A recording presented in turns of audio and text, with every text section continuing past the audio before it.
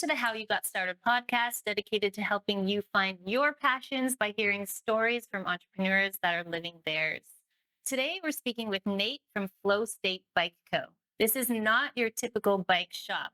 This is a place where friends and family gather, connect, relax before and after the trail, and you get hand-picked brands from bike enthusiasts that are passionate about a well-tuned bike.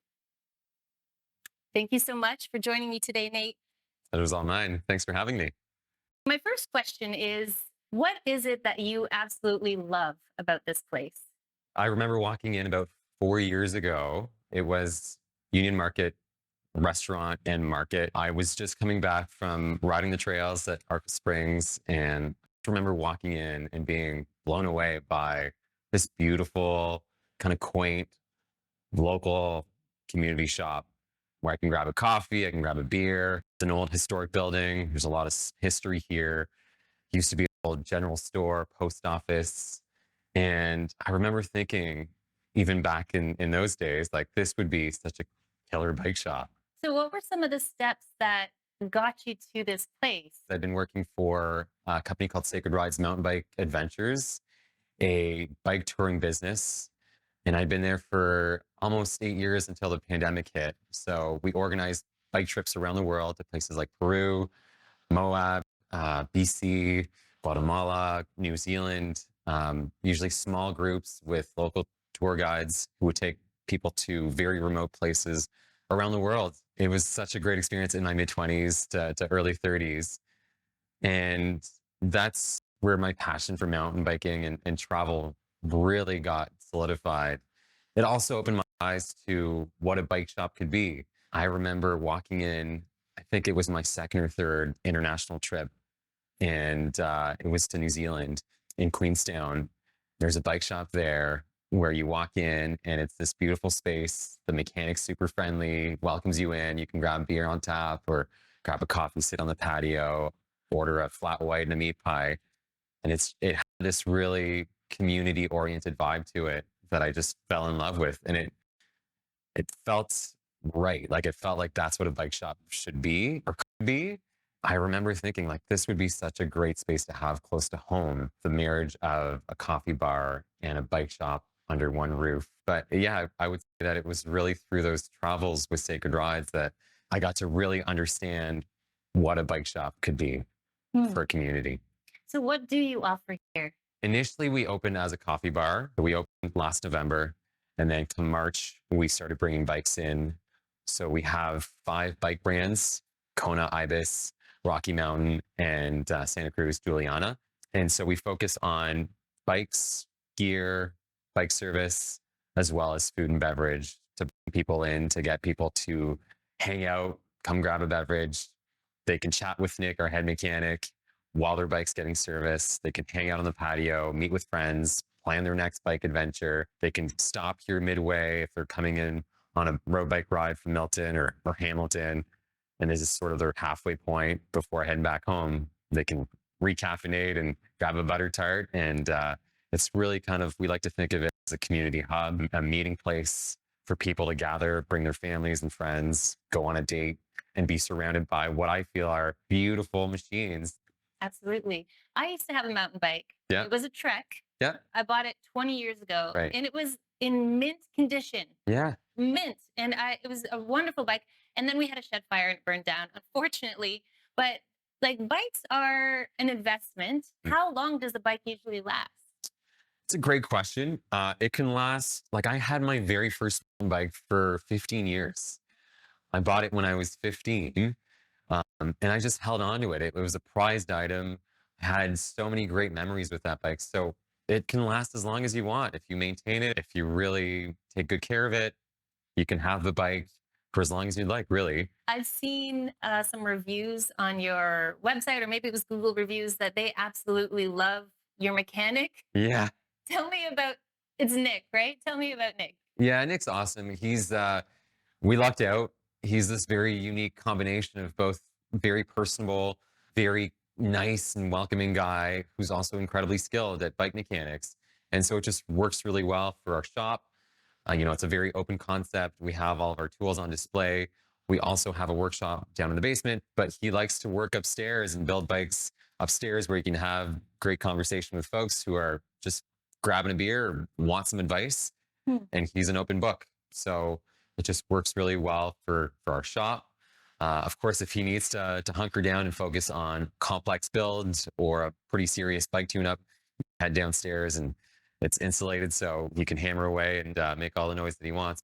Usually you'll see him upstairs and more than willing to chat and offer great advice to folks. Tell me about the history of the beginnings of this place. It definitely took a long time for this sort of dream to come true, to come to fruition. I just remember having this vision of this space being a bike shop. And I was in a job, a marketing job for sort of 2.5 years, I believe, in between the Sacred Rides 8 years of my career. And then pandemic hits, out of a job, new family, had just moved to Guelph, took a marketing job because that's sort of what I'd known at Sacred Rides. It was a great career for the time being, but I definitely felt like it wasn't what I was long term wanting to pursue. So this kind of dream of a bike shop kept nagging at me and it kept pulling me. And I remember waking up one morning from a dream that I had. And in that dream, I was actually running a bike shop. Wow. So that was really the first spark of like, hey, maybe this is something I should pursue. I should go after. Wow. And then it was 9 months of really kind of questioning and assessing and business plan writing to get to the stage of like, okay, I'm ready to quit my job and actually dive into this thing. So, And did you already have this place locked down, or when did that happen? How did you secure this? no, I'd reached out sort of a month or two after having that dream. This was the number one spot. Hmm. I'd reached out to the business owner who was running the Union Market, who was running the coffee shop and restaurant, and just reached out to sort of plant the seed. Hey, I know you guys have your business going. If ever it's a possibility for us to perhaps collaborate with space, just wanted to get the seed planted that I was interested. And we kept having conversations over the months. In the meantime, I kept exploring other options. I kept looking at a few different options of spaces, but none of which really where everything sort of came together as well as I could see it happening in this space. Mm. And then one morning in early summer days, I remember getting a phone call from the business owner and being, hey, that bike shop idea of yours, is that still something you want? Because we're kind of looking to wrap things up here. So that's when I started going full steam ahead. I remember quitting my job 3 months after that initial conversation. You took the jump. I took the jump. Yeah. Did you know this is going to work? Were you terrified? Tell me about like how you were feeling. Yeah, absolutely terrified. It's, I guess the thing that kept nagging at me is that at that point in my life, I'd been working for someone else for the last 15 years of my life, all of which were incredible experiences, learned a ton. But when I kept asking myself what I wanted the next 15 years of my life to look like, I envisioned creating something for my community, for my family, really resonated with me. And the bike shop idea, bike cafe, was really the idea that really stuck the most out of all the ideas that I had. That initial fear that I had was sort of tempered by the realization like, this is long term, but it also is something that I just need to try and dabble with. Yeah. And that encouraged me to take the leap, which any business owner will tell you. It's that very first step isn't easy. Luckily, I had the best and most encouraging wife partner who was behind me, and she was amazing. She comes from an entrepreneurial family. She understood what it all meant. She understood the ebbs and flows and the highs and lows of business ownership. And so luckily she was on board. Otherwise, there's no way, with a young family that I could have possibly envisioned making it happen. So having her backing, and then through conversations with friends and other people in the community, really started understanding that this thing that I wanted for myself Well, it sounded like other people wanted as well and resonated with the idea. That kind of gave me the confidence to think, hey, this isn't just a silly idea. Like this could actually potentially work. So I had a lot of people helping me out, rooting for me. It didn't feel like I was in it by myself. Let's touch base on some of the obstacles that you encountered. Sure, there were a number, especially in the first few months. I was ordering everything from coffee and baked goods to snacks and bikes and gear and helmets. That it was very overwhelming, especially keeping tabs on everything that was being ordered, to keeping a budget, to hopefully bringing in stuff that would eventually sell. That was the main thing. It really came down to a very selective process of what I would want. How did you choose your suppliers? Early on, the selection of bikes and gear was like the predominant decisions. It took some time. Like it wasn't overnight. So by between the time that I decided that I was going after this dream, it took about 9 months to really come to the point where I was actually placing orders. So it meant developing relationships with dealers, bike dealers. I think they bought into the idea that okay, this bike shop, bike cafe idea was I was serious, and it took a bit of a leap of faith on their part because it was definitely a risk for them to open a new account. Okay. Do they have to approve you? They did big time, and a lot of them are working with shops that have been around for 20 plus years. So to have this brand new shop with no track records, no sales, no previous real retail experience to open their doors was a pretty big ask, and a lot of them required upfront payment. I'm only now, after a year, starting to get terms like extended terms, not having to pay right away. So it took a significant investment. So I had a little bit of funding myself, but of course it needed quite a bit more. So I reached out to a few different banks, reached out to the Waterloo Wellington Community Futures, which they were willing to open a line of credit for me, low interest, which was essential for ordering everything from bikes to gear to helmets to having a beautiful brand new coffee machine that was operational. So all these things had to fall into place. That's really what enabled us to gain the capital that we needed to get things operational and open our doors, which was scary. And opening that extensive of a line of credit was daunting. But it needed to happen. Yes. Oh, Luckily, it worked out. it worked out. So you talked about having a vision of the shop and what it would be like. Tell me more about that. It really came down to remembering my very first bike purchase. I remember distinctly shopping for this bike for an entire summer and saving up for it. I was 16 and I'd had the Canadian Tire bikes by that point, and I was ready to invest in a proper mountain bike, a full suspension bike that I gushed over. I knew exactly what I wanted. I'd done the research. I knew where it was.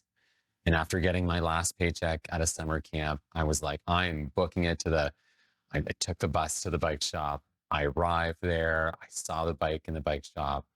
I looked after it and I gushed over the components.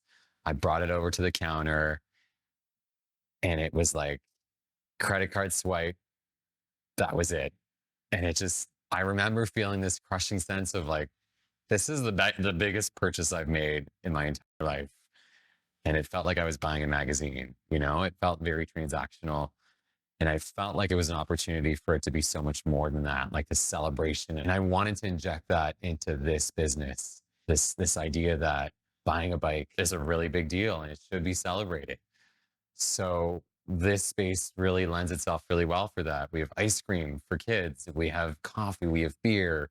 We can really celebrate the moment that someone decides like, hey, this bike is calling me. It's mine. It's perfect for me. It's everything that I want. I'm going to go ahead and buy it. And that's why we take photos to commemorate that moment and we pin it to our wall so that that person now becomes a part of this space. And I would say that decision or remembering that moment has been kind of a driving force for the idea of the shop. And you'd ask for advice for new business owners. I think remembering the why behind why you do what you want to do is incredibly important. I would say even essential.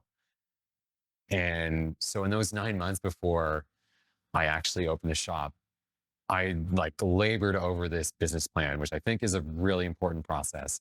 I don't do much with the business plan now, but going through those questions of what my vision is, what's my mission, what are my values, pouring over that, and really giving it some thorough thought was incredibly valuable.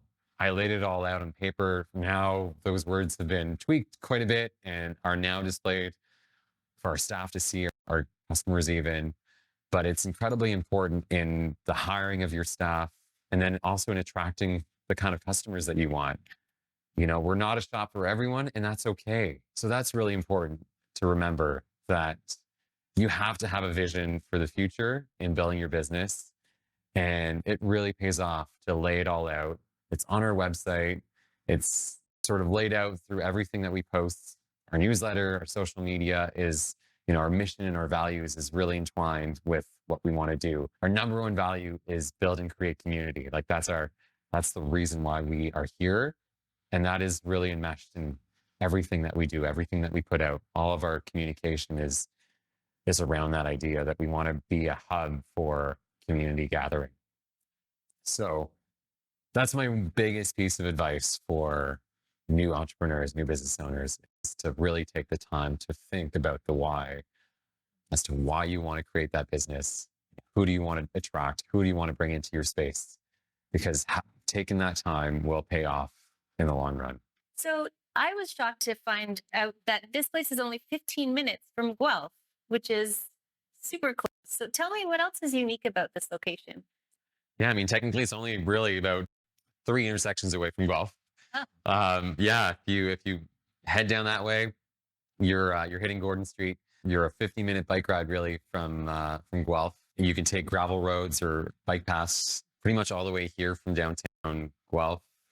You're also incredibly close to some incredible trails that are maintained by Gorba, the Guelph Off-Road Mountain Bike Association. Arkell Springs is really just 2 minutes away that way. Amazing trails, really well maintained by a very passionate group of mountain bikers.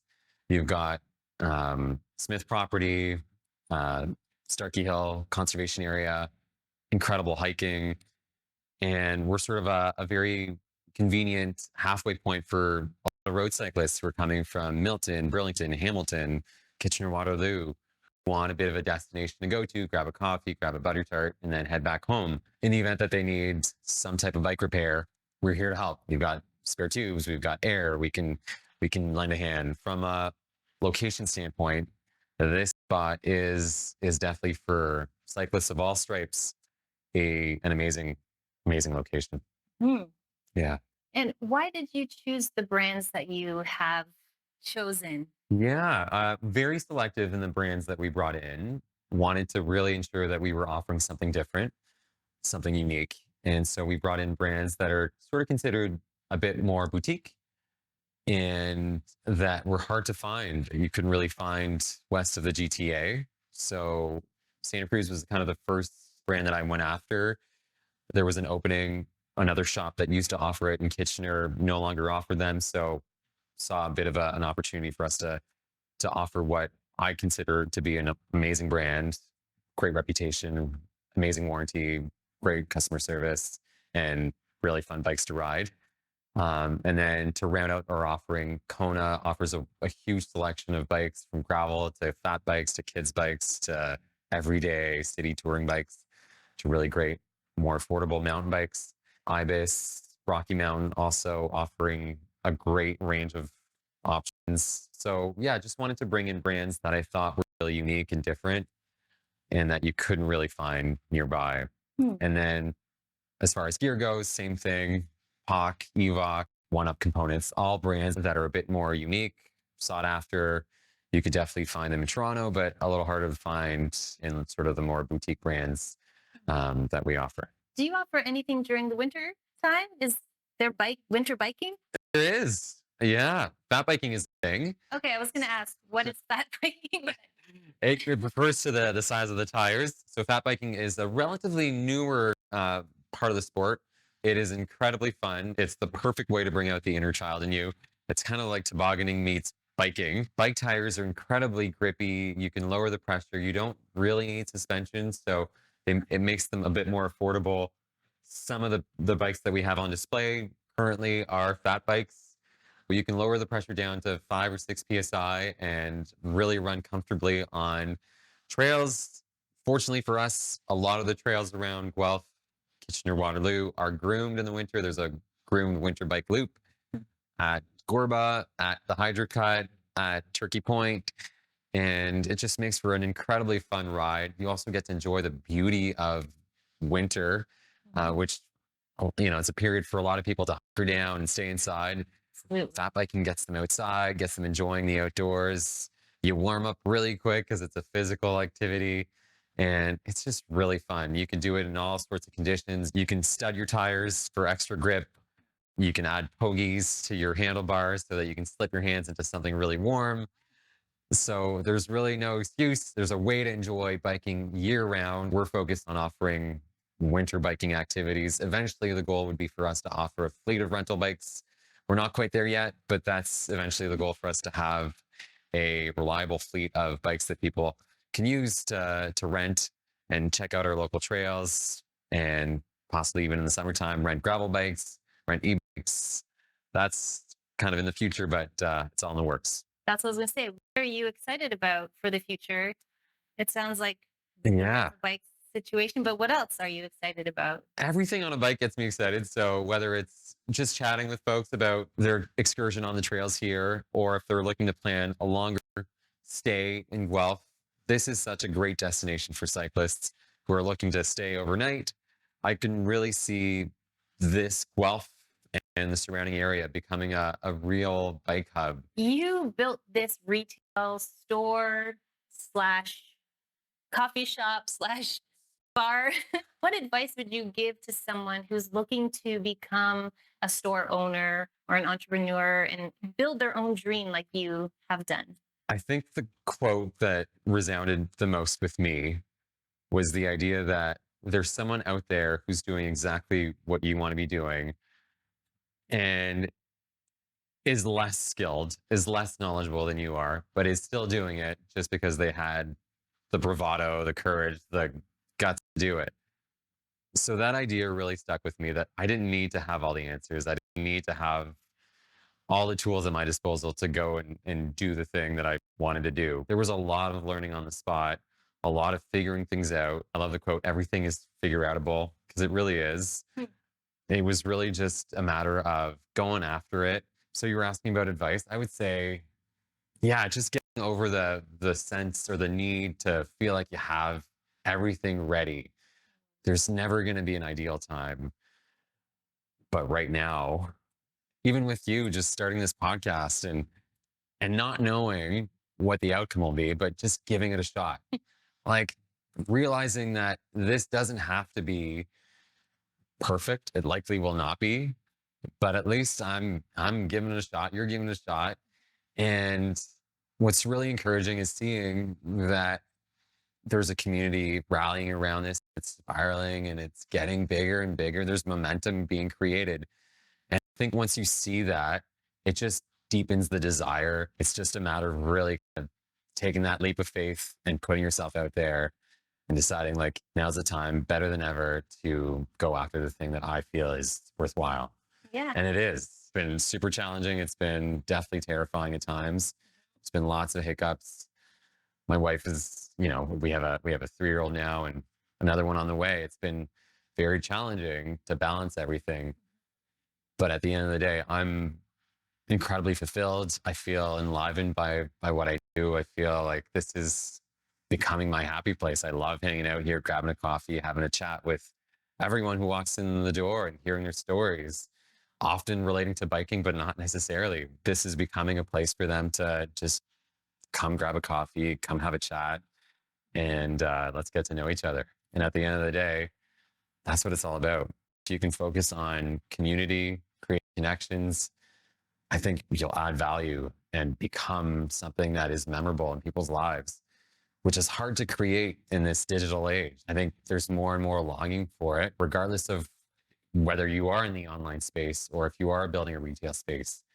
If there's an opportunity to create something that is bringing people together for a common cause, you know, our passion is cycling, but it also brings people in who love the outdoors, who love family, community. We're really fortunate to have this becoming more than what I envisioned. And that's been the most rewarding thing I've got to say is like seeing people take ownership over this space. It's no longer my little baby. It's like becoming this like look at the wall behind you. There's a wall of photos of people who decided to take their own leap of faith and purchase a bike, which is a big deal. Like buying a bike is an investment in your own happiness, in your own sense of adventure, in your own sense of ownership of time. Like you're going to go do something fun for your own physical and mental health.